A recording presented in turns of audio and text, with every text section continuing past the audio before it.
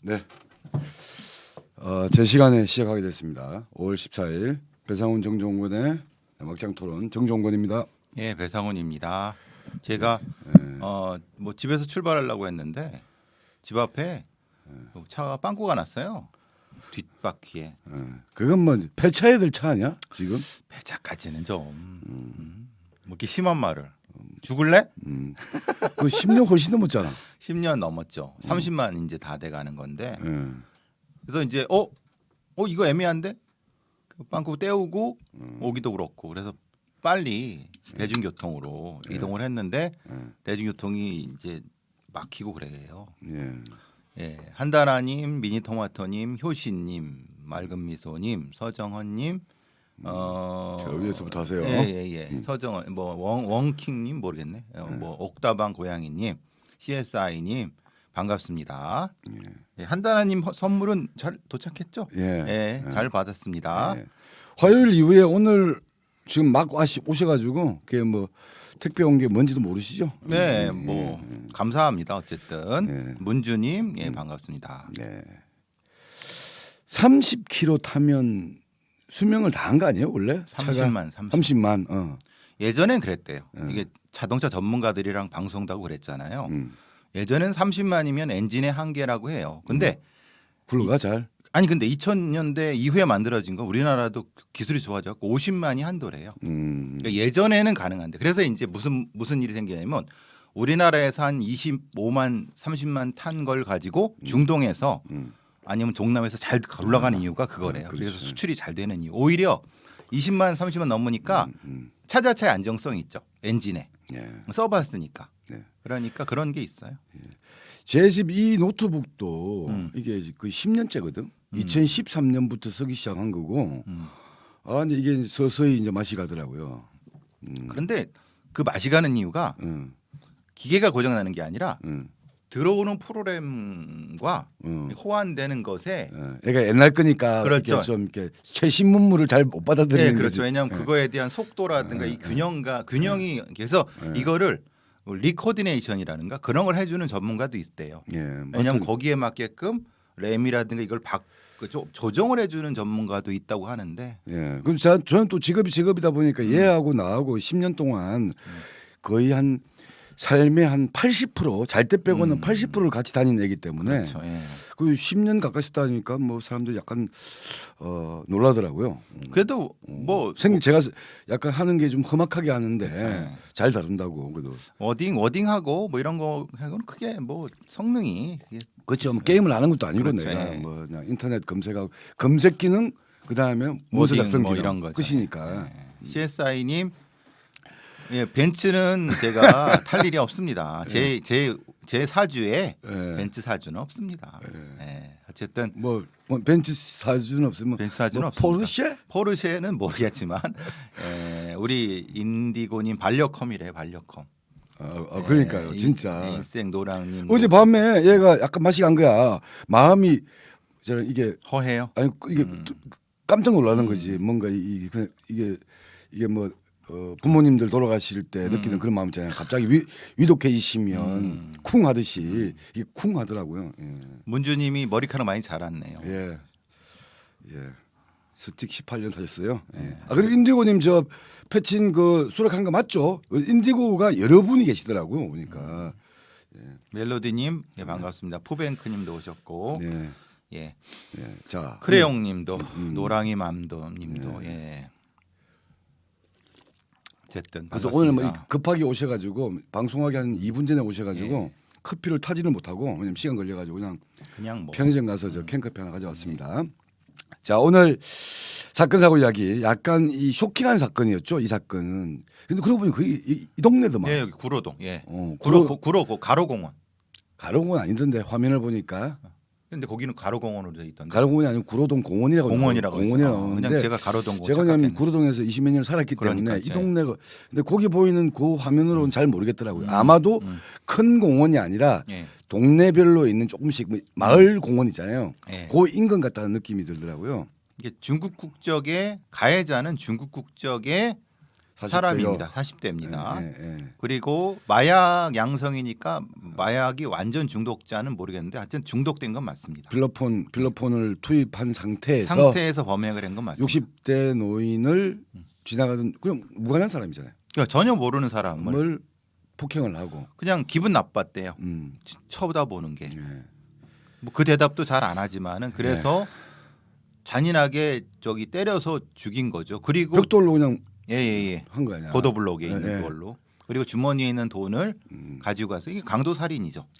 근데 그때는 사실 주변에 사람이 이렇게 많지 않았나 봐요. 뭐 거의 없었나 봐요. 아침 6시 정도니까. 예, 그러니까 이제 뭐 CCTV에 찍히긴 했는데 그걸 확인할 수 있는 방법이 없었고 물론 이제 비싼 동네 같은 데라고 하면야 CCTV에 경보가 뜨죠.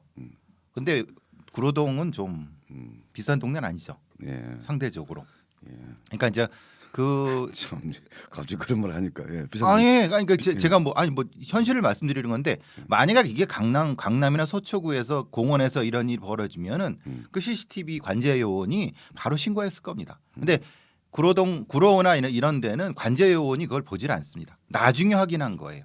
그거는 확실합니다. 그거는 뭐 이거는 뭐 어쨌든 범죄의 그 계급화 관련된 부분이기 때문에 맞아요. 어쨌든 그만큼 안전성이 떨어지는 거죠. 예. 그게 이제 첫 번째. 그래서 구로동의 묻지마 살인이라고 지금 많이 떠 있는 그런 기사죠. 예. 그래서 지금 어쨌든 40대에 의해서 60대 노인이라고 하기는 아직 애매한 그렇죠. 장년이 폭행을 당하고 사망 상태에 이르고 아침 6시에 그리고 또 지나가다가 80대 노인에 대해서 또 폭행을 또 폭행을 또 시도한 게 CCTV에서 확인이 되었고 그렇죠. 이것 자체도 어떤 뭐 공원 앞에서 뭐 필로폰이라고 하는 마약을 투입한 사람에 의해서 사망하게 된 사건. 굉장히 이슈가 많은 사건입니다. 이게 마약 문제, 중국 국적의 어떤 사람이 어떤 제지도 없이 무차별 폭행하는 상황.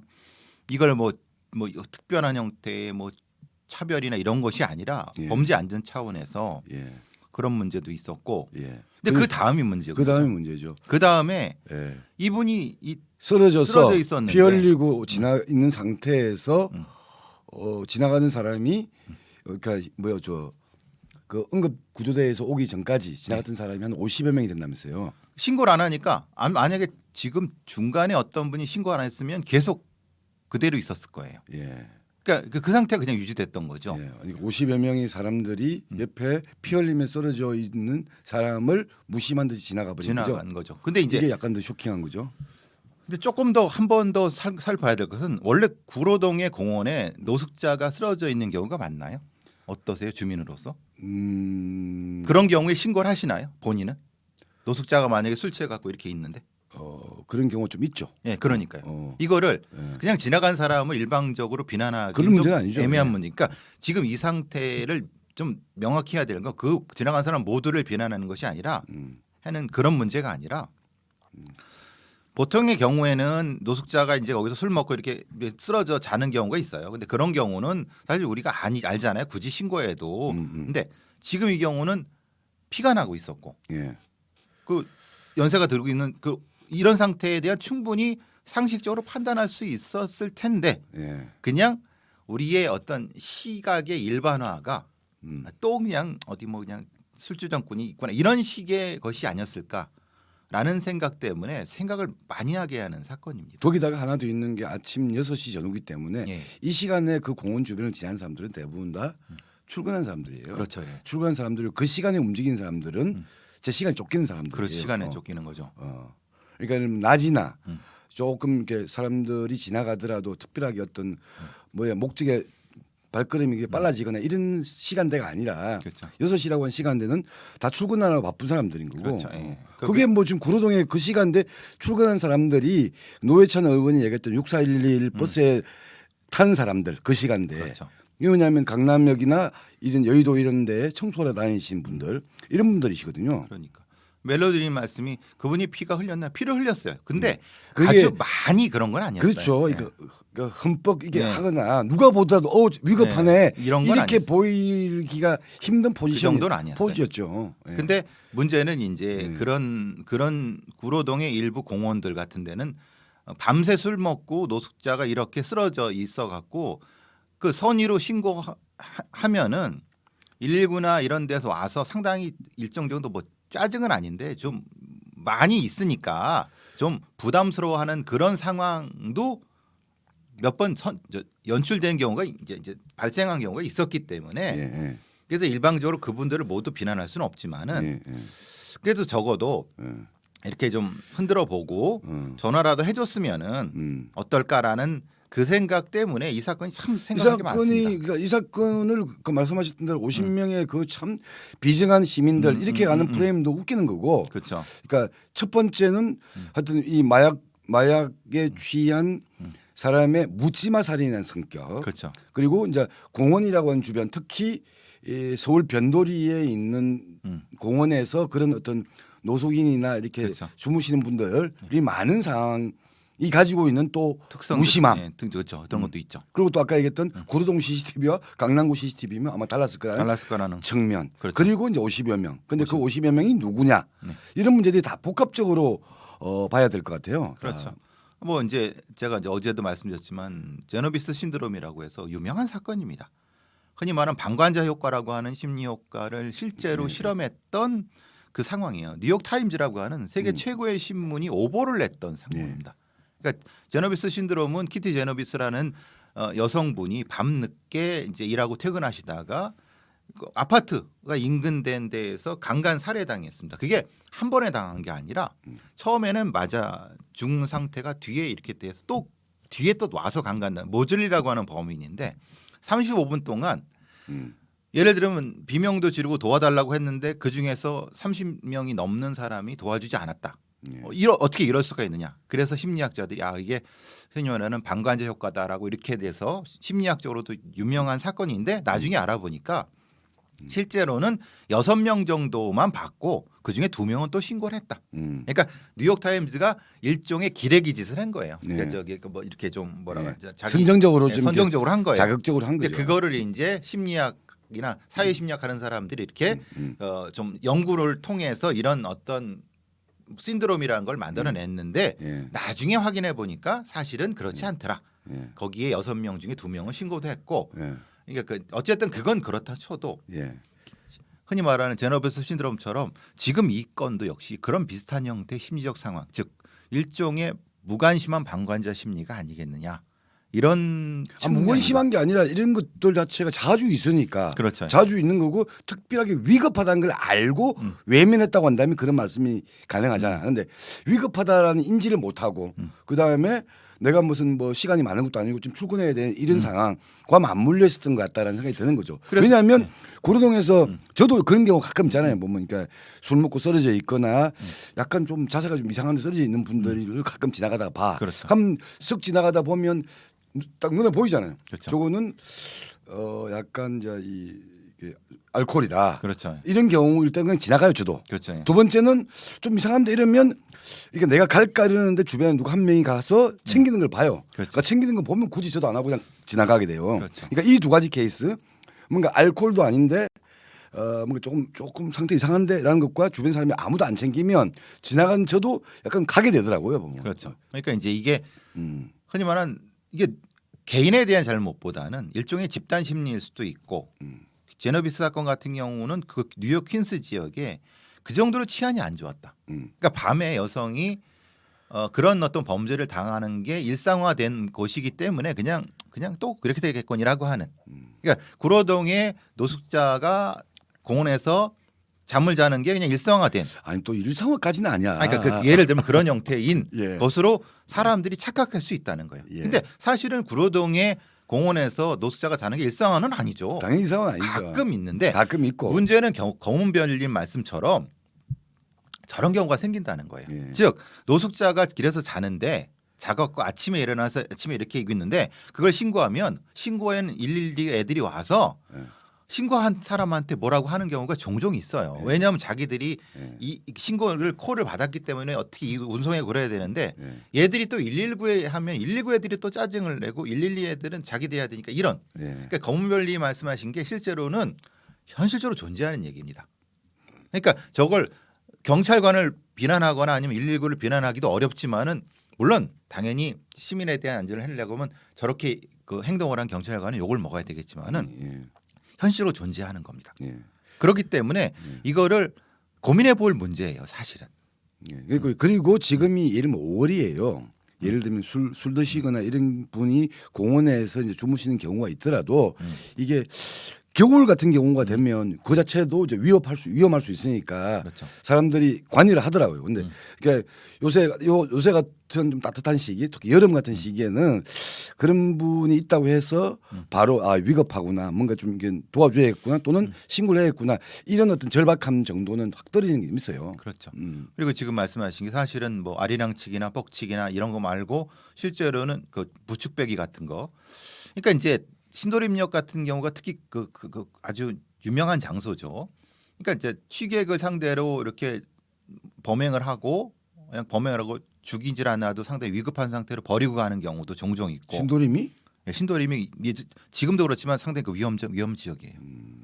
부축배기나 아리랑치기 같은 걸로. 아리랑치기라기보다는 그러니까 이제 술 취한 사람이 환승해야 되잖아요. 인천 쪽으로 가려고 하면 거기서 차를 기다리고 있다가 벤치에 앉아 있는 거예요. 저기 저 신도림 역 안에. 그럼 옆에 앉아갖고 이렇게 지갑 빼고 그리고 쓱 갈아타 버려. 갈아타고 가는 거고 뭘 조금 뭐 저기 아는 척하고 이렇게 왜 그러냐 그러면 푹 뭘 찌르거나 때려갖고 이런 형태도 있을 수 있는 거고. 그리고 또 심각한 경우는 이런 사람들을 이제 끌어다가 바깥에 버리는 경우도 있고. 지금 그 말씀을 하시는 거죠.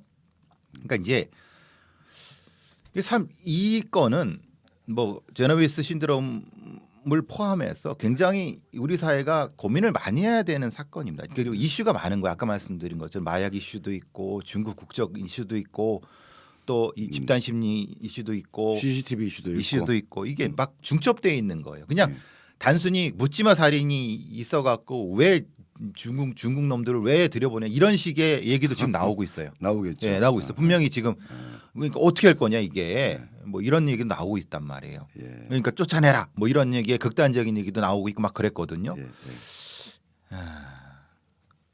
예, 벌거벗은 나옹군님 무슨 사건인지는 구로동 50명 CCTV 이러면 나옵니다. 검색하면 바로 나옵니다. 그럼 위에 보시면 돼요. 예. 예. 그런데 이제 이 문제를 둘러싸고 또 그런 이야기도 나오더라고. 지금 말씀하셨던 그런 측면도 있지만 착한 사마리안법. 예, 그렇습니다. 나쁜 사마리아법, 착한 사마리아법. 예. 그러니까 결국은 이런 어떤 위급 상황, 구조를 요하는 상황이 있는데 그것을 외면하고 지나가는 사람들이 많은데 그건 나쁜 사마리아법. 착한 사마리안은 우리 착한 사마리안이라고 하는 성경 구절이 전 성경은 잘 모르지만 그런 어떤 도움이 필요한 사람들에 대해서 유대교 랍비나 레위인 이런 사람들은 그냥 다 모른 척하고 지나갔는데 그 당시 약간 뭐라고 하죠? 낮은 계급의 사마리아인은 그 사람을 챙기고 도와줬다. 네. 그게 성경 구절에 나오는 것에서 연원하는 착한 사마리안법이라고 했는데 다른 말로 하면 구조를 요하는 사항들에 대해서 모른 척 또는 자기가 무슨 특별한 일이 없는데도 충분히 구조할 조건임에도 불구하고 구조하지 않는 방관자에 대한 어떤 처벌 또는 그런 과정에서 노력을 했지만 오히려 뭔가 이 좀 위해를 끼친 그러니까 서투른 과정을 통해서 구조하는 과정에서 실수하는 것에 대해서는 약간의 면제해 주는 행위. 후자가 착한 사마리안법. 예. 그러니까 내가 진정한 좋은 동기를 가지고 뭘 했는데 거기서 어떤 안 좋은 결과가 나왔으면 그걸 면책해 주는 게 착한 사마리안법. 예를 들면 위급한 상황인데 인공호흡을 했는데 전혀 할 줄 모르고 오히려 그게 독이 되었던 경우에는 약간 면책 요인으로 활용되는 거고. 지금 이 경우처럼 도움이 필요한 사람을 외면했을 경우 나쁜 사마리안법. 그건 처벌해야 돼. 근데 한국에서는 나쁜 사마리안법은 없죠. 없고 착한 사마리안법은 일부 응급구조에 관련 법에 있습니다. 일정 정도 면책하는 형태가 들어가 있습니다만. 그렇죠. 그런 거라도 없으면 내가 왜 구조해? 그렇죠. 그렇게 되는 거죠. 그래서 그 이야기로도 이제 번지는데 사실은 저는 말도 안 되는 소리라고 생각해요. 근데 이게 그 나쁜 사마리안법이라고 해서 구조해야 되는 내가 구조를 안 할 수밖에 없는 급박한 사정이 없는데도 그걸 외면하는 것을 처벌하는 것과 약간 유사한 게 부작위에 의한 행위잖아요. 이번 그렇죠. 지난번에 예. 저 이혼의 이혼의 사건 같은 경우는 약간 다른 거죠. 그렇죠. 부작위도 결국 해야 될 일을 안 한 것을 처벌한 거냐. 그렇죠. 그런 의미에서 똑같은 거냐. 근데 그거는 형사적인 이득, 음. 그러니까 이제 어떤 재정적인 이득을 목적으로 부작위를 한 거죠. 이은혜는. 그러니까 보험금이 나한테 들어올 걸 알고 부작위한 거니까. 예, 그 목적과 그렇죠. 그다음에 어쨌든 남편 관계고 나하고 직접적인 관련이 있는 사람이라는 그렇죠. 조건. 그건 이 두 조건에서는 이제 부작위에 의한 게 처벌을 받는 건데 그렇죠. 예. 이건 뭐 지나가다 나와 그렇죠. 전혀 무관한 관련은 사람, 없는.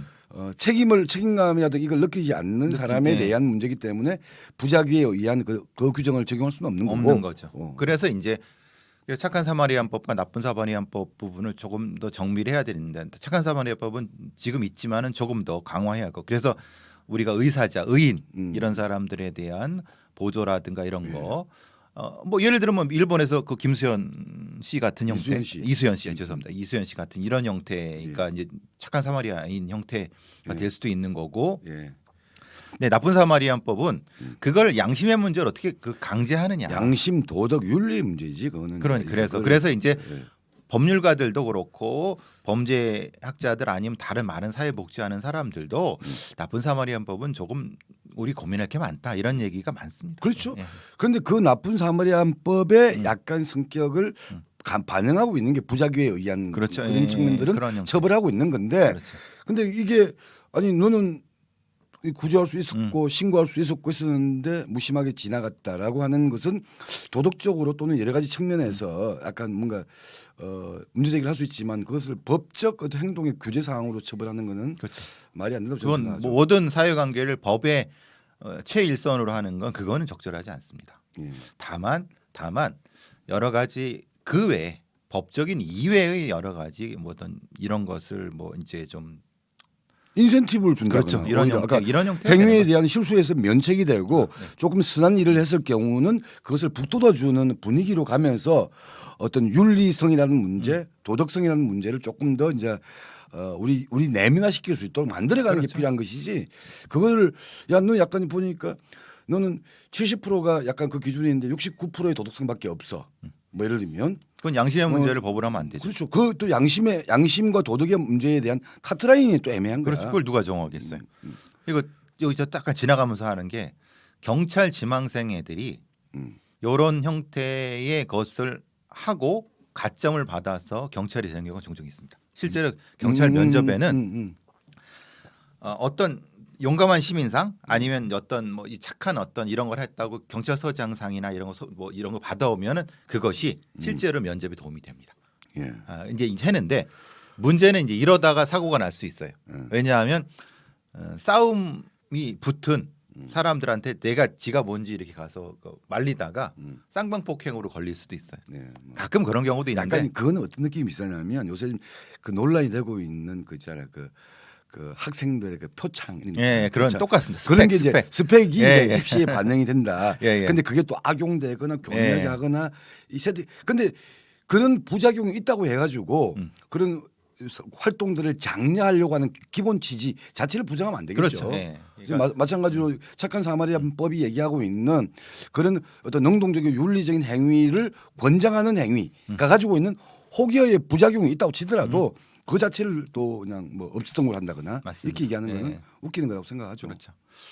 예. 어쨌든 여러 가지 이 사건은 고민해 볼 지점이 진짜 많습니다. 예. 그리고 글쎄 지금 뭐 지금 여기 몽몽님이나 예. 아니면은 뭐 이런 저뭔 소리예요? 이씨 같은 인간이 또 나오네요, 뭐냐? 저 보험살인 문제가 있어요. 이따 뒤에 잠깐 할 거. 추락사 그거? 그 얘기고. 사실 글쎄 어떻게 생각하세요? 주변에 이제 구로동 같은 경우는 중국 조선족이라고 하죠. 예. 이런 문제가 많이 일어나나요? 그거가 사실 논란이 많아요. 그리고 실제 정치권에서는 일종의 공격의 포인트로서 악용하는 경우도 있고 어떻게 생각해야 돼요? 제가 구로구에서 한 30년을 살았습니다. 그 중에 한 25년은 이 동네 그렇죠. 구로동이라는 예, 구로동에서 동네고 사셨죠. 지금 5년은 다른 구로구 저기 예를 들면 개봉동, 고척동 이쪽에서 살고 있는데 25년 살면서 이제 그런 이야기들이 약간 문화적으로는 달라요. 음. 예를 들면 이제 한국인들 같은 경우는 예를 들면 이제 러닝 셔츠 입고 이러는 게 우리 지금 70년대 80년대 그렇죠. 문화잖아요. 예, 아저씨들. 덥다고 예, 아저씨들. 예. 그러니까 이런 문화가 70년대 80년대는 손가락 받을 짓이 아니었잖아. 그렇죠, 예. 근데 이런 것들이 조금씩 발전해 오면서 우리는 바뀌어간 거고 그렇죠. 중국 같은 경우는 아직 그 문화가 있는 거예요. 그렇죠, 예. 그러니까 그런 걸 보면서 어우 짜증나, 어우 더러워 이런 거 있잖아요. 음. 이런 어떤 시선들은 있어요. 그러니까 이건 문화적 차이와 어떤 그런 측면들이 있는데 그것들을 어떤 뭐 조선족이나 중국 교포들에 대한 어떤 혐오 내지는 차별, 예. 약간 뭔가 이라고 거리두기 시선으로 자꾸 만들어가는 경향이 있는 것 같아요. 만들어가는 게. 그또 하나는 그거죠. 젊은 여성들이나 어린 여성 어린 아이들이 그거에 대해서 공포감이나 두려움을 겪는다고 한다 그렇게 주장하고 있는 사람도 있어요. 그럼 어떻게 생각하세요? 그 부분은? 그러니까 이 예를 들면 이 조선족이나 중국 교포들 또는 이 한인들이 특징 중 하나가 목소리가 커요. 그러니까 좀 거칠죠. 네. 거칠다기 목소리가 커요. 네. 근데 가만히 들어보세요. 우리가 한 20년 전만 하더라도 비행기 타면 저 한국인 관광객이다 아니다. 그렇죠. 예. 지탄의 대상이다. 네. 왜? 시끄러우니까. 그렇죠. 예. 남약이 아니거든. 그러니까 그것도 일종의 문화적 현상이에요. 문화적 약간 이게 바뀌어가요. 문화적인 충돌이다. 예, 바뀌어가는 게 있고 예를 들면 저 아시잖아요. 범죄 통계를 보게 되면 그러니까 중국 국적이나 조선족의 범죄율과 한국인의 범죄율 차이가 없어요. 차이가 없죠. 차이가 없어요. 그건 명확한 거예요. 다만 이제 보면 아까 목소리가 크고 여름 되면 런닝구 입고 다니고 조금 약간 거칠고 약간 이제 공중 도덕에 조금 부족한 그렇죠. 부분이 있죠. 그런 게 왜냐하면 있죠. 이전에 문화적인 격차가 있으니까. 그러니까 문화적 격차가 있으니까. 근데 이런 문제를 자꾸 그런 식으로 몰고 가는 거는 그 정치권이 아닌 것 이용하는 부분도 있는 거죠. 그러니까 말하자면은. 그런 거죠. 뭐. 그래서 하여튼 지금 걱정하시는 분들이 그런 거예요. 뭐 몽몽님도 그렇고 다른 포청천님도 그렇고 그런 문제들을 이런 분들은 사실은 어떤 뭐 저기 고민을 하는 거고 몽몽님은 또 다른 형태의 문제를 가지고 있고 고민하시는 분들도 분명히 있거든요. 예. 예를 들면 그런 건 있어요. 이 구로동 오게 되면 하다못해 횡단보도를 건너지 마시오. 그러니까 무단횡단하지 마시오. 이런 거 전부 다 중국어로 써 있거든요. 그렇죠. 예. 그러니까 이거는 이제 한국인 같은 경우는 약간 이제 내민화돼 그렇죠. 있죠. 내민화돼 있죠. 근데 이제 그런 측면에서 속도 차이라든가 이건 있는 것 같고 또 하나는 뭐 이 교포 문제는 진짜 여러 가지 문제가 있어요. 예를 들면 다문화 사회에서의 그냥 뭐 이주 노동자 이런 개념과 중국 교포나 조선족이 약간 특수성이 있거든요.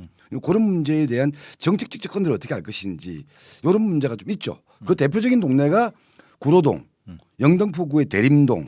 이쪽은 주로 중국 국적의 외국인들, 그러니까 조선족이든 뭐든 이게 많고 안산 여기는 동남아에서의 베트남이라든가 말레이시아, 베트남, 네팔 그러니까 그런 말을 한국의 예를 들면 뭐 저 국제 도시가 안산. 그렇죠. 예. 예를 들면 구로는 이 한국의 연변자치구 이런 표현을 쓰는 만큼 여기에서의 그런 외국인 동포나 외국인 노동자에 대한 문제는 좀 정책적으로 조금 좀 디테일하게 고민할 필요가 있어요. 근데 이야기는 10년 전부터 나왔는데 아직 많이 진척된 것 같지 않습니다. 예. 그래서 이제 그 두려움을 가지시는 분들도 있는 거는 그러면 성범죄율이 가해자 성범죄율이 어느 정도냐? 그걸 직접적으로 한번 비교해 봐갖고 그걸 진짜 누구 말대로 과학적으로 접근을 한번 해봐서 할 수 있는 우리 기회를 우리가 가졌으면 좋겠어요. 예. 왜냐하면 이게 실제로 데이터는 그렇지 않은데 일종의 어떤 뭐 다른 어떤 심리적인 측면이 더 그런 건지 심리적 문화적 측면에 대한 어떤 거리감 그런 건지를 정확히 좀 구분을 해야 될 것 같다는 생각이 들어요. 실제로 그러면 통계도 사실 그렇다고 하면 우리의 인식이 바꿔야 되겠죠. 그러니까 그 부분은 나중에 차후에 시간을 두고 좀 했으면 좋겠어요. 예.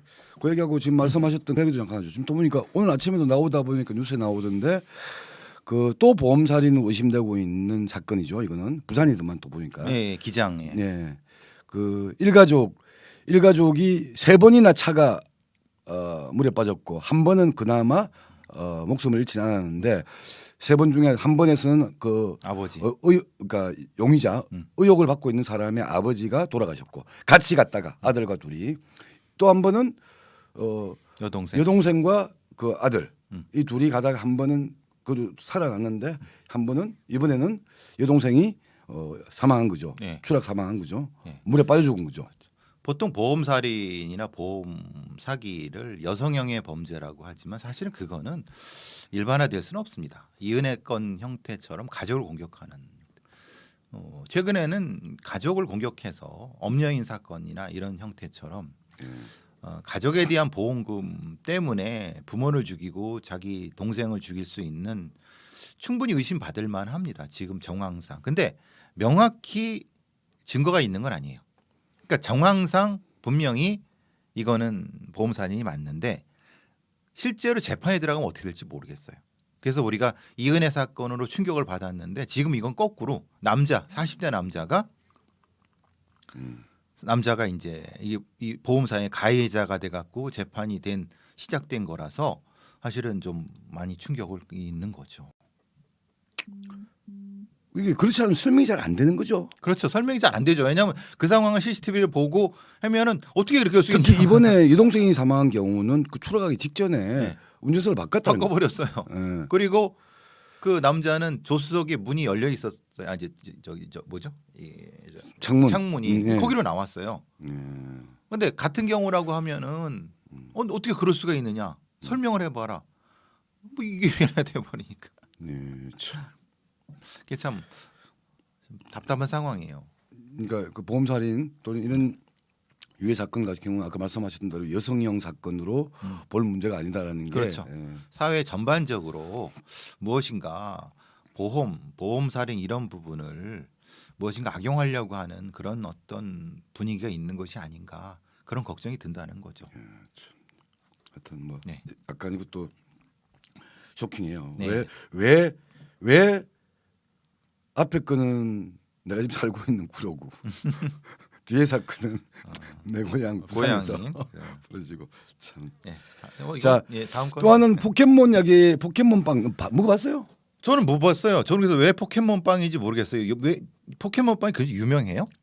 포켓몬 놀이 그 게임은 유명하다는 걸 알고 있어요. 해보셨어요? 아니요. 먹어보셨어요? 포켓몬 아니요. 빵? 그러니까 우리는 전혀 예, 참. 근데 이 포켓몬빵이 워낙 이게 또 이가 아이들한테는 그냥 뭐 그 선풍적이고 그냥 그러니까요. 어떤 그런 흐름인데 이 거널이라고 표현한 거는 지금 이 포켓몬빵에 대한 아이들의 어떤 그 뭐죠 이게 욕망, 욕구지. 욕망이라 말하기 좀 이상하다. 일종의 그 분위기.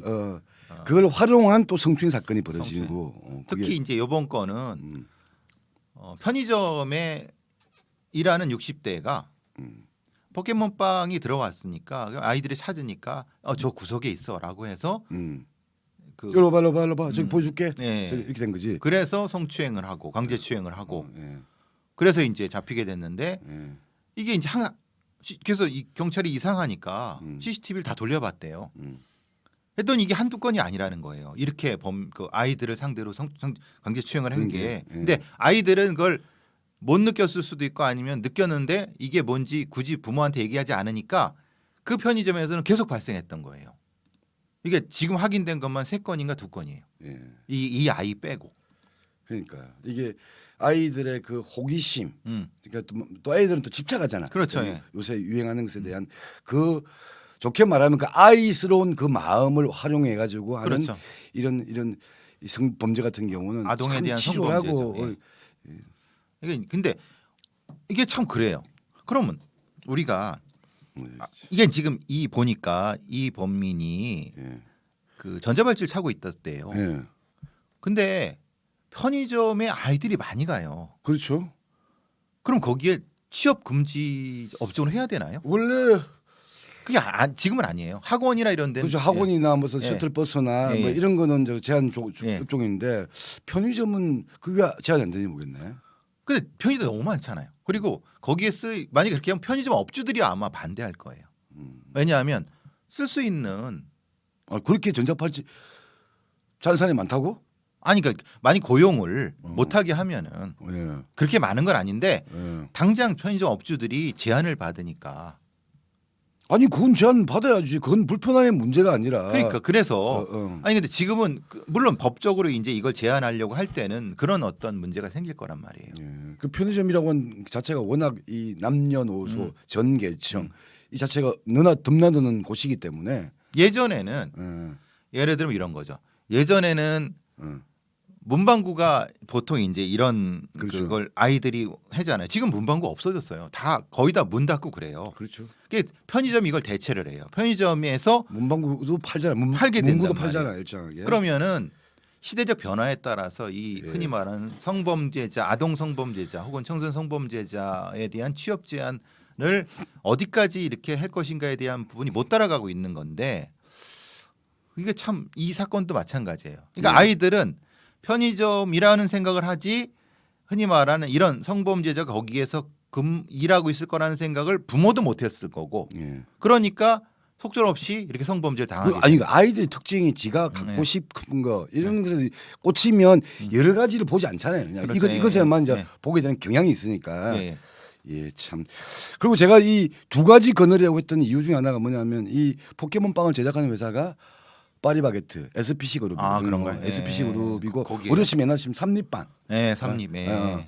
이- 맞아. SPC가 삼립이지. 그렇죠. 이가 그리고 심지어는 이 포켓몬 빵 열풍 때문에 포켓몬 빵에 들어가는 스티커를 만드는 회사가 16년 만에 다시 거의 뭐 문 닫고 하다가 다시 이제 대박을 친 거네요. 대박을 치고 있고 제빵업계 1위입니다. 어. 그런데 이 SPC 파리바게트 포켓몬 빵을 만드는 이 회사에서 그 회사의 노동자가 지금 정확하게 말하면 파리바게트 지회죠. 파리바게트 노동조합의 그 위원장이 지금 오늘 아마 48일째 단식 농성하고 있어요. 노조 문제. 그렇죠. SPC 그룹. 그러니까 삼립빵, 파리바게트를 만드는 그 그룹이 이미 5년 전인가 이미 논란이 엄청나게 났었어요. 예, 그렇죠. 왜냐하면 그때 제빵 제과사, 빵 배달부 이런 사람들이 사실은 보니까 전부 다 이제 이 파리바게트 관련된 일을 하고 있었는데 이게 뭐 직원은 그쪽 직원이 아닌 거야. 일종의 하청인가요? 파견인데 파견, 이게 파견이네. 불법 파견인 거죠. 음. 그러니까 왜냐하면 파견이라고 하는 거는 파견 받았으면 지휘 감독은 본사가 하는 게 아니야. 그렇죠. 파견 거기- 업체가 하는 거야. 네, 그렇죠. 근데 이 모든 제빵 제과사는 빵 언제 만들어, 뭐 만들어, 어디로 배달해 이 모든 것을 SPC 본사에서 다 지휘를 했기 때문에 이거는 불법이다 해가지고 논란이 났었습니다. 그렇죠. 그래서 그때 5천 몇 명인가에 대한 불법 파견 판정을 내리고 정부와 노동부와 이런 데서 그래서 법원에서 내린 거죠. 불법 파견이다. 그래서 이 문제에 대한 논란들이 많았는데 그래서 사회적 합의를 통해서 일정하게 그걸 처리를 하자라고 한 게 2018년입니다. 근데 지금 이 단식 농성은 그때 이야기됐던 사회적 합의 문제, 그다음에 SPC 그룹, SPC 회사에서 노동자들에게 약속했던 어떤 적정 대우라든가 근로기준의 개선 문제 이런 문제 약속을 안 지키나요? 전혀 진척되고 있지 않다. 아. 물론 사측은 되고 있다고 얘기하겠죠. 그리고 세 번째 문제가 뭐냐면 그때 이게 또 논란이 나왔던 게 뭐냐면 SPC에서 노동조합을 만들면 노동조합 저기는 깨버리겠다. 아예 저쪽 조합원들에 대해서는 차별 대우를 하고 노동조합을 깨겠다. 이런 것들이 또 논란이 되어가지고 좀 문제가 되고 있거든요. 그래서 지금 노동조합 조합원 같은 경우도 상당히 많이 빠졌고 노동부에서도 야 이번에 승진 대상자 보니까 한 700명 중에 민주총 조합원은 한 20명밖에 안 되는 거야. 예를 들면 이런 식의 차별이 있다라고 이제 노동부에서도 판정한 게 있습니다. 하여튼 이런 문제들 때문에 지금 그 민주총 그 화섬 연맹의 파리바게트 지회의 지회장인 임종린 지회장이 지금 48일째 단식 농성하고 있는 거예요. 어제 그래서 그 포켓몬빵의 열풍에 어제 그래서 시사 직격이라는 또 시사 프로그램에 그래서 SPC 그게 나와서 갖고 이게 뭔가 했던 게 그게 그 얘기군요. 그렇죠. 예. 지금 뭐 포켓몬 빵풍이 열풍 때문에 안 그래도 이 SPC 삼립빵이 제빵업계 그 1위인데 지금 잘 나가고 있죠. 더 주가는 더 독보적인 오르고 1위가 되는. 더 오르고 있는데 한 측면에서는 이거는 뭐 SPC 그룹의 책임은 아니죠. 그러니까 이걸 동심을 악용한 성추행 범죄가 벌어지는 아이러니한 모습. 이거는 SPC 문제가 아니죠. 또 하나는 거기에 있는 노동자들 실제 빵을 만들고 만들고 네. 배달하고 하는 노동자들의 현실은 뭐 전혀 나아지지 않는 거고 사회적 지탄을 받았지만 전혀 진척되지 않는 상황. 아, SPC 그래서 48일째 단식 농성이 위험하거든요. 그렇죠. 아주 위험하거든요. 예. 아, 근데 SPC가 진짜 아주 교묘하게 돈을 잘 버네요. 잘 벌죠. 그러니까. 또 삼립빵도 옛날에는 여기 있었습니다. 구로동 옆에. 제조 공장이 저 가리봉 오거리 위에 보면 아. 저기 보면 그쪽이 지금 옮겨갔죠. 지금 그때 버스 우리 왜냐면 저도 기억이 나는 게 그 버스 정장 이름이 삼립빵이야. 아, 그렇죠. 예. 예.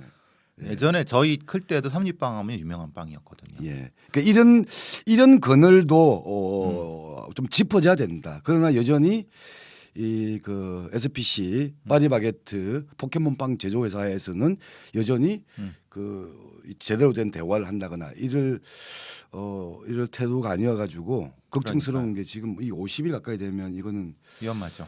지금도 이미 그렇죠. 위독해요. 이 제가 30일 넘어가면 제가 위험하죠. 단식을 한 최대 한 20일까지 내봤는데 힘들더라고요. 그럼요. 거의 왜냐하면 이게 그거하고 비슷해요. 단식이라고 하는 게 사람한테 어떻게 되냐면 그 있잖아요. 그 뭐냐 저 우리 어르신의 피티병. 피티병에 물을 쫙 빨아 쫙 오그들잖아요. 잘 펴지지가 않아요. 사람 몸이라고 하는 것도. 그래서 그렇게까지 이제 목숨을 건 단식을 하면서 SPC의 어떤 노동자 관 또는 노조에 대한 태도 이런 문제에 대한 비판의 목소리 높은데 그러니까 포켓몬빵의 열풍에 취해서 우리는 뭐 이것만 볼 거야. 이건 별로 관심 없어. 이렇게 보고 있는 현실은 또 그러니까요. 너무 SPC가 같이 좀 삽시다 SPC. 예. 우리 이러면 또 이제 불매 이런 게 나오죠. 왜냐하면 아까 지난번에 얘기했던 5년 전에 그 아주 5천여 명에 대한 불법 파견 나왔을 때도 파리바게트에 대한 불매 이런 이야기들이 나왔었거든요. 그렇죠. 예. 하여튼 뭐 앞으로 돌아가서 그 이 편의점에서의 포켓몬빵을 이용한 아동 성범죄 부분 또 이슈가 이렇게 또 몇 가지로 또 되네요. 그러니까 편의점에서의 성범죄자 고용의 문제, 그 다음에 아동 성범죄자의 관리의 문제. 그러니까 그러면 아동 성범죄자를 이 제대로 관리하고 있는 거냐? 그리고 이런 형태를 아이들한테 가르쳐 주지 않았기 때문에 그 이전에 이 범죄자한테 성범죄를 당한 아이들이 자기도 당한지 모르고 쉬쉬하다가 이제 이렇게 되는. 그러니까 처음에 이걸 체크했을 때 처음에 만약에 신고됐다고 하면 그 뒤에 피해는 없었을 텐데 우리가 이제 편의점에서의 성범죄자, 아동 성범죄에 대한 이 고용 문제, 이 고용과 이 관리 문제도 보호관찰의 문제 차원에서 사실은 고민을 좀 많이 해야 돼요. 이게 전혀 이전에 우리가 조도순 사건부터 시작해서 이런 아동 성범죄자의 그 지역사회 관리 문제는 계속 문제 제기해도 벌써 문재인 정권 5년 내내 뭐 진척된 게 거의 없고 지금 뭐 정부가 바뀌었지만 뭐 어떤 대안도 없는 상태에서 이게 이슈가 하나가 아니네요, 진짜. 예, 참, 예. 그래서 그 파리 그 포켓몬 열풍을 보면서 아이들은 좀 그런 것까지 알기는 힘들겠지만 적어도 성인들은 한 측면에서 이런 문제점들도 있고 또는 지금 단식을 하고 있는 노동자 그것도 이 극한적인 이걸 하고 있다라는 것들을 함께 봐주시면서 조금 비판의 목소리도 내는 것이 필요하지 않을까 이렇게 생각합니다. 넘어가시죠. 이제. 자, 넘어가고 시사회기 갑시다. 예. 시사회기는 어제 한번 저희 편파 TV 금요일에 편파 TV에서 다뤘는데 이걸 또 안 다룰 수가 없잖아. 박은주 제명, 최강욱 그 뭐야 또 성희롱 발언. 그거 말고 또 있었다나요? 그렇죠. 그 짤짤이 발언 말고 또 이제 여성에 대해서 외모를 가지고 품평을 한다거나 뭐 이런 이야기 때문에 계속 나오는 거고 이제 최강욱은 이게 이제 자기에 대한 무슨 악의적인 살기를 느낀다 뭐 이런 소리 하고 있는 거고 김원희 그 목포 원래 됐어요. 박지원 지역 거 아니에요? 맞아 목포는 그걸 넘겨지고 왔나요? 박지원이 민주당에서 원래 국민의당을 같은 사람이잖아요 원래는. 그래서 지금 목포에서 김원희 의원실 아니, 그러니까 지역 김원희가 그런 건 아니죠. 김원희 지역 보좌관의 성폭행에 대한 2차 가해죠. 2차 가해 2차 가해. 문제. 정확히 말하면 김원희가 한 게 아니라 예. 김원희가 그것을 뭔가 약간 좀 뭐 무마시키려다 하는 에서 2차 가해. 무마시킨 거지. 뭐 자기가 직접적으로 손을 안 댔지만 무마시킨. 그래서 2차 가해가 있었다. 2차 가해 논란이 좀 벌어지고 있는 거고. 최강욱은 스스로 그 찌질한 그걸 얘기를 한 거고. 찌질한 성희롱을 그리고 하고 이제 있고. 뭐냐 지금 나오는 박완주는 직접적인 형태의 성범죄죠. 아니 그건 난 모르겠어. 성비위 사건이라고 하잖아. 성비위 사건이라는 용어가 이렇게 굉장히 왜냐면 저도 그 안희정 사건 이후에 이거를 그냥 성비위 사건이라고 해요. 그러니까 이제 지금 나오는 부분도 있잖아요. 검찰에 지금 윤재순인가 지금 총무비서관에도 이게 다 성비위 사건이라고 하는 거예요. 그래서 이게 성비라는 아니 게 예를 들면 윤재순 지금 청문 비서관 내정자는 1996년과 2002년인가 그 두 건이잖아요. 예. 사건의 내용이 나와요. 하나는 부적절한 신체 접촉으로 그러니까요. 인사조치, 또 하나는 성희롱적 발언이거든요. 그럼 강제추행과 이건 또 언어에 의한 성범죄, 성희롱이죠. 예, 예. 그런 두 가지가 있는 거죠. 그럼 그러니까 이렇게 명확해야 되는데 성비위라고 하니까 너무 폭이 넓어요. 내가 그 이야기를 하고 싶은 예. 거예요. 사실은 이게 어제도 그 이야기 때문에 했는데 어제는 저희 그 젊은 친구들한테 저는 약간 이게 두드려 맞았어요. 그러니까 예를 들면 성비위 사건인데 성비위는 우리가 통상적으로 할 때 성폭행, 성폭력, 그다음에 성추행, 성희롱 이게 구분을 하는 거 있잖아요. 그렇죠. 그런데 성비위라고 퉁쳐버리면서 근데 퉁치는데 얘는 제명이야. 그러니까 뭔가 죄는 세게 지어지는 거야. 그리고 자세한 내용은 2차 가해와 뭐 이런 것 때문에 피해자에 대한 피해자의 보호를 위해서 뭐 이건 공개하지 않는다. 이렇게 접근하는 것이 맞는 거냐? 또는 이런 접근에 대한 문제 제기를 하는 것에 대해서 그것을 마치 관종이나 그거는 이 성범죄에 대한 기본 인식이 없는 또는 피해자 보호라고 하는 이런 원칙을 잘 모르는 접근으로 그러니까 얘기하는 것에 대해서 저는 문제가 있다고 보는 거거든요. 그러니까 이제 요건 분명히 해 주시죠. 성범죄의 세세한 어떤 것까지는 알 필요도 없고 알아서도 안 돼요. 그런데 그게 어느 영역에 있는 부분 정도까지는 접근을 해야 돼요. 그래야지 이걸 어느 차원에서 보호를 해야 되고 어느 차원에서 책임을 물어야 되는가가 나오는 건데 지금은 아주 처음부터 아주 양극단에 있다는 거예요. 그러면 이건 안 된다는 거죠. 예. 말하자면 성비위로 퉁치는 것과 아주 디테일하게 사실은 우리는 중간을 좀 찾아야 된다는 저는 생각을 저도 해요. 아이고, 이게 어제에 비해서 약간 다르네. 네. 어제는 이제 비판을 받았던 아. 건데 근데 그거를 왜냐하면은 내용을 구체적으로는 알 필요가 없지만 대체적으로 이게 성폭력인지 아니면은 언어적 폭력인지 이 부분에 대해야지 해야지 구체적으로 가해자에 대한 책임은 어느 정도 물어야 될 것인가 그리고 피해자를 보호할 때 어떤 형태로 보호할 것인가에 대한 얘기가 나오는데 그냥 성비위로 퉁치니까 도대체 뭘 얘기하고자 하는 거냐. 그러니까 오히려 가해자를 보호하는 느낌? 아니 피해자에 대한 부분도 역시 뭐야 이게 이런 느낌들이 너무 과잉돼 있는 느낌이 든다는 거예요. 예. 이게 특히 아까 말씀 잘하셨는데 성범죄 사건의 경우에 나타나는 두 가지 편향이에요. 하나는 사건 자체가 아주 디테일하게 까발려지고 폭로되고 이것에 대해서 오히려 가해자가 아니라 피해자에 대해서 하여튼 온갖 그러니까 보면 욕설과 그렇지. 비난과 의혹이 번지면서 2차 가해가 벌어지게 되는 이 케이스가 하나가 있다 한다면 또 하나는 사건의 내막을 사건의 성격과 내막 자체를 상당한 수준으로 비공개화시키고 그렇죠. 공개되는 것을 아주 추상적이고 모호하게 만들어버리는 이 두 가지 편향들이 있는 건데 이 두 가지 편향에 대한 게 서로를 정당화시키는 것 같아요. 그렇죠. 서로 정당. 서로를 정당화시키는 건데 그건 아닌 것 같다라고 저도 그렇게 맞습니다. 저렇게 보는 거죠. 범죄를 보는 제 입장에서도 이건 아닙니다. 예. 그냥 대충 성비위라고 퉁쳐버린다는 것은 누군가에 대한 가해자를 보호하는 느낌도 분명히 존재하는 거고 그건 피해자를 보호하려고 하는 것이 아닐 수 있다는 거예요. 의도는 그렇지 않다 하더라도. 그래서 그렇죠. 그래서 아니 우리가 어떤 그러니까 이 사건 특히 형사 사건을 얘기하는 거는 한 세 가지가 있다고 보는 거거든요. 범죄자 가해자에 대한 처벌, 징벌. 그렇죠. 그 징벌은 피해자를 대리해서 국가가 하는 거잖아요. 그렇죠. 쉽게 말하면 형사 사건 같은 경우 가해에 대한 징벌이 있고 이 징벌을 통해서 피해자의 상처를 치유하고 그렇죠. 피해자를 일종의 보호해 회복하는. 회복해주는 효과가 있는 거죠. 그렇죠. 왜냐하면 징벌을 하는 거니까.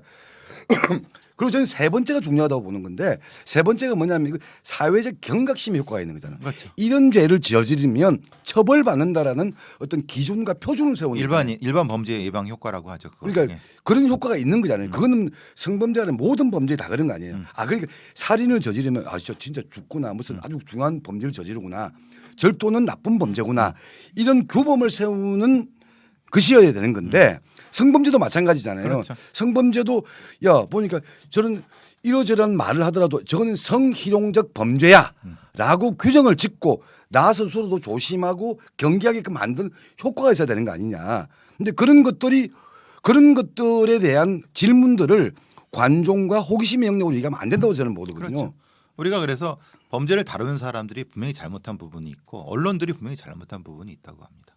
봅니다. 그 부분에 대한 명확성을 잃고 그냥 추상성에 끌려다니다 보니까 그게 또 정치화되는 거죠. 어쨌든 지금 저도 그래서 박안주 건은 분명히 이거는 작은 사건이 아닌데 그냥 이렇게 해버리니까 이게 도대체 뭘 어떻게 하자는 건지 이게 거꾸로 그렇게 되다 보니까 무슨 문제가 되냐면은 이런 거죠. 박지현 위원장에 대한 그냥 감정적인 공격이 되는 거예요. 그러니까 성비위 사건이라고 하니까 구체적으로 이게 어떤 건지에 대한 걸 알 필요 없지만은 아니 뭐 예를 들면 별거 아닌 것 같고 왜 이렇게 키워? 나중에 선거 다 끝나고 그때 그 징계하면 되는 거를 왜 선거에 악영향을 끼치게 해? 왜 사과만 하러 다녀? 사과를 하니까 굉장히 우리가 뭐 잘못한 것처럼 느껴지냐라고 하는 굉장히 추상적 범죄론에 갇혀버리게 된다는 거예요. 그러니까 그럼 그것도 잘못된 거죠. 이거 사실은 저는 그 소위 말한 문파에 있는 스피커들이 말하는 거 보고 진짜 제가 살기를 느꼈어요. 왜냐하면 야 이거를 이 범죄를 가지고 이렇게 또 정치화 시키는구나라고 이게 반대의 정치화를 당했다고 주장하는 사람들이 자기들도 역시 범죄를 가지고 똑같은 형태로 살기 굉장히 칼을 날리는 부분이라고 하니까 이게 나쁜 건 서로 배워간다는 느낌 들어서 저는 깜짝 놀랐어요. 그러니까 어제 선대위회인가 저 김동연 그 경기도지사 후보에서 민주당 선대위회의를 했는데 박지현 비대위원장만 간단히 언급을 하고 나머지는 다 생각 다른 거 아니야 아무도. 이재명 총괄 선대위원장도 이 대형 사건이잖아. 그렇죠. 아무 코멘트를 안 해. 근데 아무 코멘트 안 한다고 그게 또 묻혀지냐 이 말이에요. 상대 정당이나 아니면 다른 많은 게 뭐 잡아먹자고 달려드는데 이게 안 된다. 그건 너무 인식이 너무 낮은 거 아니에요. 그러니까 이거는 정치 공학적인 측면을 뭐 다 떠나서 그러니까 명확성이 있어야 된다고 보는 거예요. 명확히 반성할 거 반성하고 뭔가 이걸 해야 되는데 추상적으로 잘못했어. 그런데 이걸 가지고 우리가 공격당하는 것은 우리가 못 참아. 이 포지션 아니에요? 그렇죠. 그리고 너는 자유롭니? 라면서 꺼내는 게 민주당은 저기 이준석 이야기와 청와대 총무비서관 윤재순의 25년 전 경력까지 그냥 꺼내는 거죠. 끄집어내는 거지 다들. 요새는 조심해야겠더라고. 저기 김동연도 90년대 중반에 택시기사하고의 강용석 얘기하대요. 강용석 이야기. 그게 94년인가 그러니까 거의 30년 전 이야기야. 그럼 공소시효가 지나도 훨씬 지났는데 윤재순 성비 혐의 중에 빠른 거는 92년인가 96년이니까 그것도 한 30년 전 이야기야. 그러니까 쌤쌤이가 되는 거예요. 그러니까 범죄라는 거는 기록을 가지고 있는 놈들이 그러니까 검찰들이 얼마나 기록을 많이 가지고 있겠어요.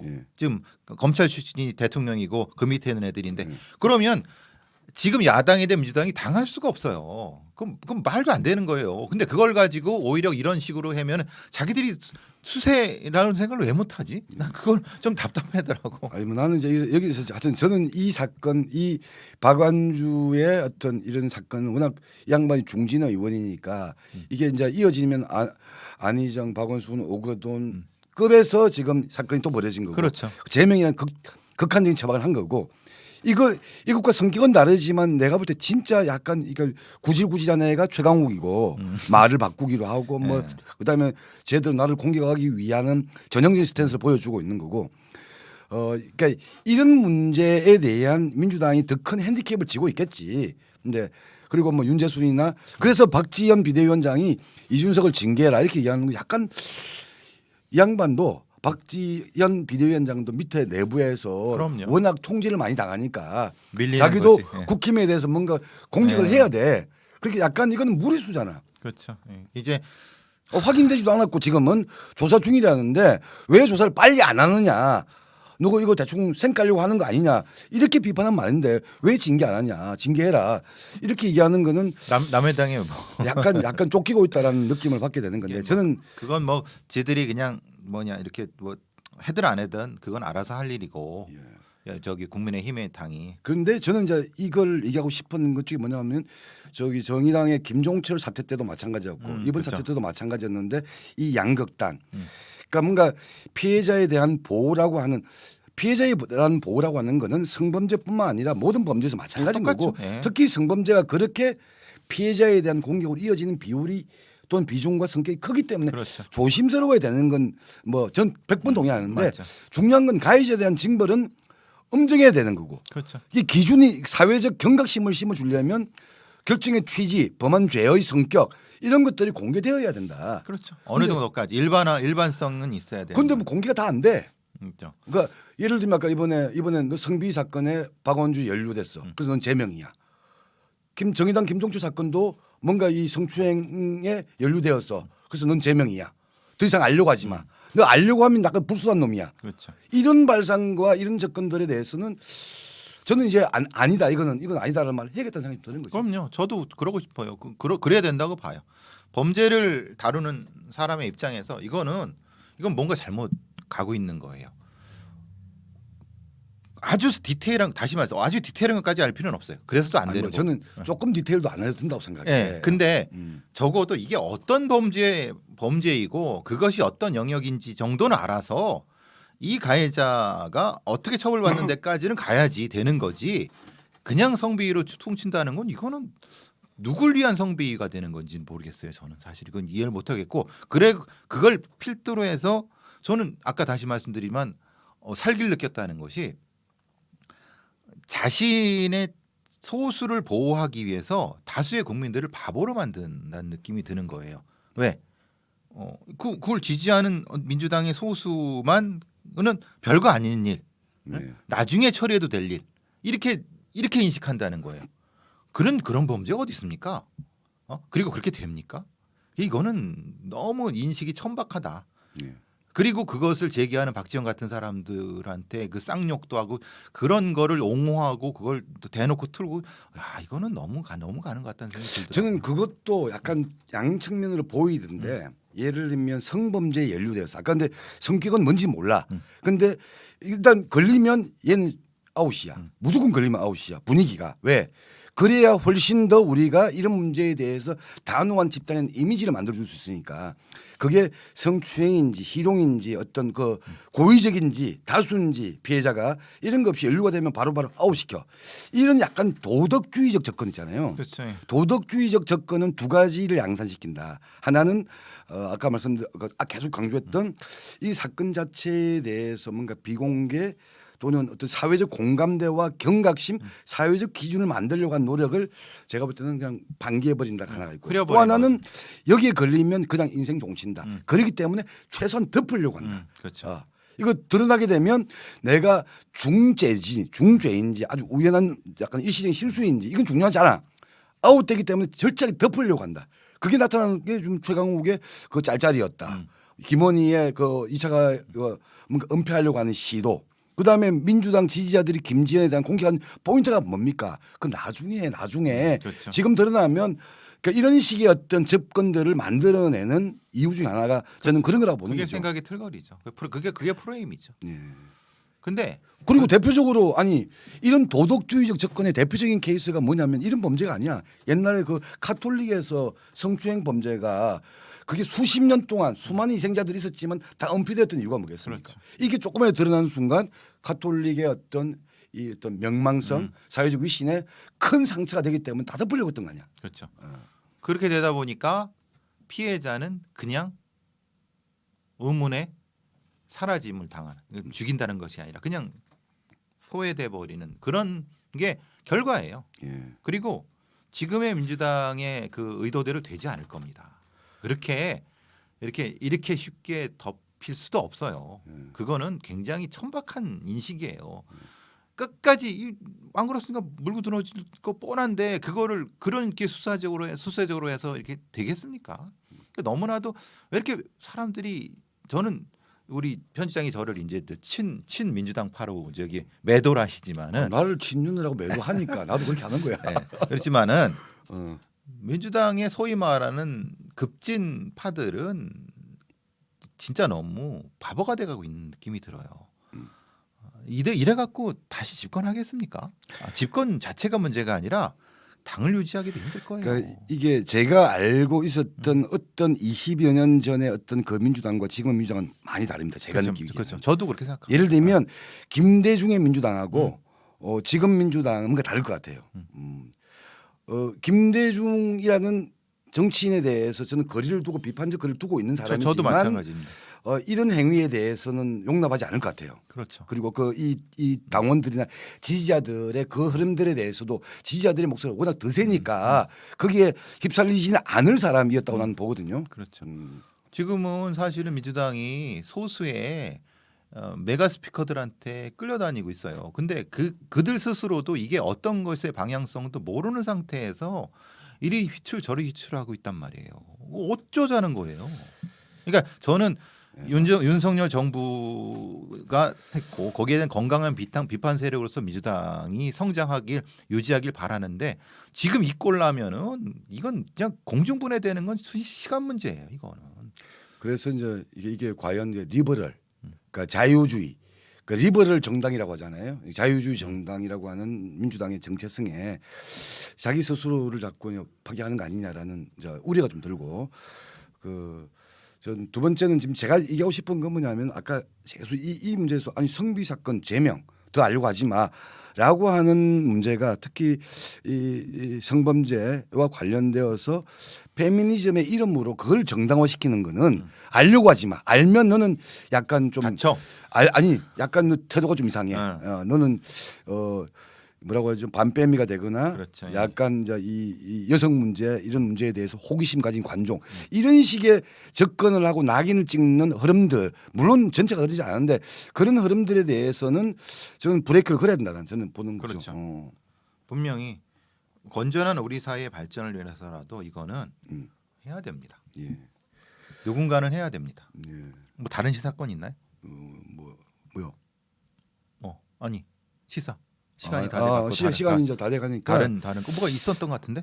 원래는 뭐 대법원 지금 상고심제도 이런 문제하고 지금 뭐 우리은행 600억 횡령 사건 이것도 대형 사건이잖아요. 대형이죠. 요것도 한번 다루고 싶은데 이거는 우리 그 금융정의연대 김덕희 대표를 전문가를 모시고 다음 주나 그다음 주에 한번 모시고 요거 한번 살펴보는 그리고 저기 상고심 뭐 법원 조직 문제는 우리 잘 아시는 변호사나 이렇게 데려다가 얘기하는 것도 괜찮지 않아요? 재미없어. 변호사들 왜 변호사를 싫어해? 싫어해 내가. 재미없고 그리고 사실은 북한 문제도 한번 다뤄야 되거든요. 그러니까요. 북한 문제는 삼중주예요. 제가 볼 때 삼중주. 코로나 문제. 지금 코로나 심각한 것 같은데. 심각한 거죠. 근데 이게 지금 김정은 위원장이나 북한 쪽에서는 중국식 상하이 봉쇄처럼 그러니까. 완전 봉쇄로 가려고 하는 건데 그리고 백신이 접종되지 않은 전 세계 거의 한두 나라밖에 안 되는 나라 중에 그렇죠. 하나잖아요. 그러니까 이런 문제. 그러니까 백신에 대한 그러니까 코로나에 대한 대응이 어디 재래식 전투하듯이 하면 안 되건데 그렇죠. 그런 문제. 그럼 핵실험 문제, 핵실험이 임박한 문제. 그건 지금 또 탄도미사일도 또 쏘았잖아요. 그러니까. 이런 문제들을 한번 다루고 싶은데 윤석열 정부에서는 탄도미사일 쏘는 거 이제 신경도 안 쓰는 것 같아요.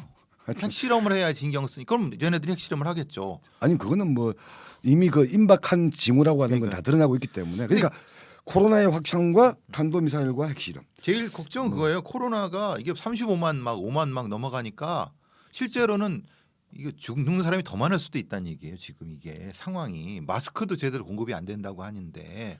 예. 그래서 요 문제는 얘기야, 한번 따로 한번 다뤄볼 필요가 있다는 생각이 들어서 화요일이나 다음 주 토요일이나 화요일이나 한번 화요일 얘기를 하도록 하시죠. 김덕희 선생 모시고. 김덕희는 그 다음 주에 될 것 같고. 그런 거, 예. 자 오늘 5월 며칠이야? 14일. 자 5월 14일에 막장 토론은 이 정도로 마무리를 좀 하도록 하겠습니다. 내일은 스승의 날입니다. 우리 또 좀 나중에 은혜를 입고 관심을 좀 해주셨던 선생님이 계시면은 문자로 드리는 게 좀 건방져 보이면 꼭 전화는 아니다 하더라도 좀 마음의 표시를 했으면 좋겠다는 생각이 듭니다. 우리가 스승의 날이 스승의 의미가 탈각되는 요 시기지만은 그래도 여러분 마음 속에 한 사람 정도는 스승으로 느낄 분이 있다고 하면은 마음의 표시를 하십시오. 그게 뭐 돈을 보내나 선물을 보내는 건 아닙니다. 예. 예. 제가 여기서 할 수 있을 것 같아가지고 이 자리에서 예. 하여튼 저는 아까 그 CSI님 무슨 패친 신청했다고 하는데 패친 신청했으면 좀 이렇게 좀 알려주세요. 저도 좀 인디고님, 인디고님 CSI님 처리했고 예. 굳이 이 편집장한테 배친하지 마세요. 왜 그런 바보 같은 짓을? 늦게 왔으면 자 오늘 막장 토론 마무리하겠습니다. 예. 좋은 주말 되십시오. 절주 10,000명 구독 부탁드려요. 10,000명으로 가는 길에 꼭